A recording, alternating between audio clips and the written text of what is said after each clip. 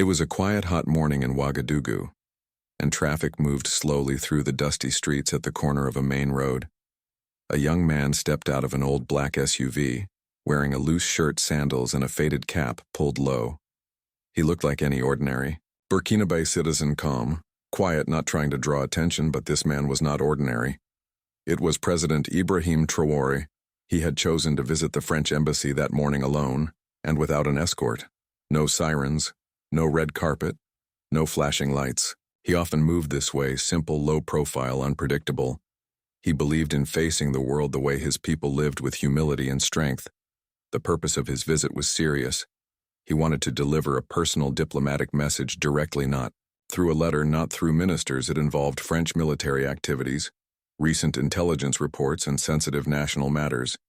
He felt it was better to handle it face to face. As he walked toward the embassy gate, two French security guards looked at him from their booth. One of them, tall and pale-skinned, narrowed his eyes. The other chuckled and leaned back in his chair. They didn't salute. They didn't ask for ID. Instead, one of them raised a hand and barked, "No entry. This building is not for street visitors. Go around, make an appointment." Traoré stood still. He didn't speak right away. "I have a message for the ambassador," he said calmly. The guard scoffed. "Then use email. This is not a market." The second guard added sarcastically, "Unless you're bringing lunch or a delivery, move along." People passing by slowed down, watching. No one knew what was happening. No one realized that the man being turned away like a beggar was the commander-in-chief of the nation, and Traoré. He didn't argue. He didn't shout. He just pulled out his phone and made one short call. The phone was at his ear for less than 30 seconds. Ibrahim Traoré spoke in a calm voice, almost like he was ordering breakfast, not reacting to a major insult. He didn't raise his tone. He didn't mention his title. He simply said, "It's me. They denied me entry. You know what to do." Then he hung up. The two French guards were still smirking, unaware. One of them leaned against the gatepost and shook his head. "These people," he muttered, "they think they can walk in anywhere." Traoré gave them a long look, not angry, not offended, just quiet, almost disappointed. Then, without a word, he turned and began walking slowly back toward the car. His footsteps stirred dust on the ground, but the silence he left behind was heavier than any speech across the street. A fruit seller who had seen the whole thing whispered to her neighbor, "That's the president." They just sent away the president. Her friend's eyes widened. Impossible. He had no guards, no suit. "Exactly," the woman replied. "That's how he moves." Meanwhile, at the Burkina Faso Ministry of Foreign Affairs, phones began ringing at the presidential security office. Radio signals lit up at the Ouagadougou airport. Incoming flight protocols were reviewed and canceled, and at the French embassy itself, things started to change fast. Within 15 minutes, 3 military trucks pulled up to the street. Just outside the embassy gates, Burkinabe soldiers in full uniform calmly stepped out, lined up silently, and waited. They didn't speak. They didn't aim weapons. They just stood strong, disciplined and unshakable inside the embassy. Staff members rushed to windows. The guards who had denied Traoré's entry looked around nervously. One of them mumbled, "What's going on?" That's when one of the embassy's top French officials came running from the main building, red-faced and sweating. "Who did you just turn away?" he demanded. The guard stuttered, "Some local guy, no appointment, looked like nobody." The official stared at him in horror. That was the president of Burkina Faso inside the French embassy. Panic exploded like thunder in a quiet room. Staff rushed around, phones rang non-stop, and the atmosphere turned from relaxed to terrified. In minutes, the ambassador himself, a man named Jean-Pierre Martel, came storming down the hallway, his tie half loose and his face pale. "Where is he now?" he barked.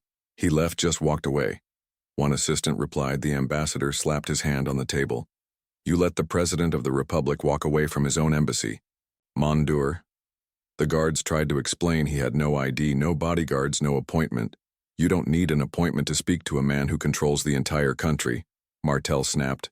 "You don't turn away a lion because he's wearing a sheep's coat." Meanwhile, outside the embassy, more military vehicles began to arrive, not aggressively, just parked nearby. Watching, the soldiers didn't move. They didn't point guns. They simply stood as a silent warning. You disrespected the head of state, now feel the weight of that mistake. That same hour at Burkina Faso's presidential office, Traoré entered his office and said just 3 words to his staff. Close the embassy. The order flew across the country in less than 10 minutes at the Ministry of Foreign Affairs. A formal diplomatic letter was typed, signed, sealed, and delivered by hand due to continued disrespect and security concerns. The French embassy in Ouagadougou is to be temporarily closed. All French staff must suspend operations until further notice. Within an hour, the national television station interrupted its programming. A breaking news banner appeared. President Traoré orders closure of French embassy after disrespect incident. The streets erupted. Motorbike riders beeped their horns. Market vendors clapped their hands. Young men lifted posters of Traoré into the air, shouting, "Dignity, first respect or leave." Across social media, the news spread like fire. The video of Traoré being blocked at the gate, captured quietly by someone on the street, was now being shared in every corner of Africa.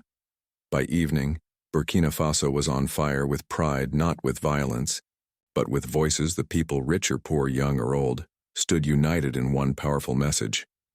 We may not have gold in our pockets, but we have dignity in our hearts.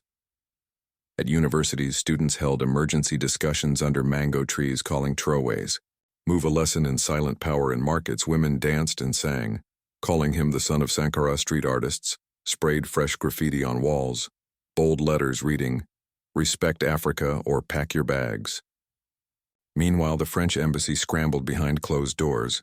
Staff were told to halt all public appearances. Vehicles were parked. Security was doubled. The ambassador tried calling the Ministry of Foreign Affairs. No one picked up. In Paris, French officials were in damage control. A late-night press conference was called where a spokesperson tried to explain. It was a misunderstanding. We deeply value our relationship with Burkina Faso. But in Ouagadougou, the people were no longer interested. In diplomatic words, they had seen the truth with their own eyes. A president who didn't need weapon speeches or threats to defend his people. Just one phone call in the middle of it all. Traoré remained quiet. No interviews, no celebrations, no speeches. He sat in his office working as usual, signing documents, reviewing military updates, planning rural infrastructure. As if nothing had happened, but something had happened. The balance of power had shifted. Traoré's silence became his loudest statement. Yet, and across the continent, other African leaders were watching. Because this wasn't just a reaction to disrespect, it was a reminder. A reminder that Africa has changed, that Burkina Faso is awake, that leadership isn't in uniforms or luxury cars. It's in knowing when to walk away and when to make the world follow. The morning after the embassy was shut down, the streets of Ouagadougou looked different. No protest, no violence. Just a quiet, heavy pride sitting in the air like morning mist. Newspapers sold out in hours. Headlines screamed in bold letters, "Traoré closes embassy with one call. President walks. Nation stands." Burkina Faso teaches France a lesson. In villages far from the capital, places without electricity or signal, elders gathered under trees to hear the story told by mouth.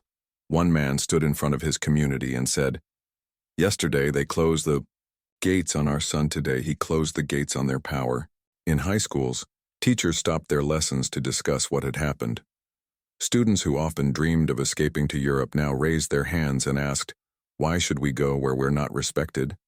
Maybe it's time we build here." In neighboring African countries, the reaction was electric. In Mali, a crowd marched peacefully through Bamako holding signs that read, "We stand with Traoré." In Niger, youth groups shared photos of the incident with the caption, "Africa is rising, one voice at a time."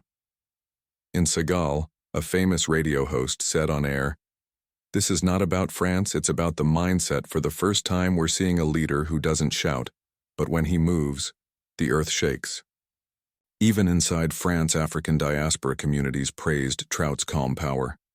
A viral clip showed a French African teenager saying they used to ignore our countries. Now they're checking twice before opening their mouths.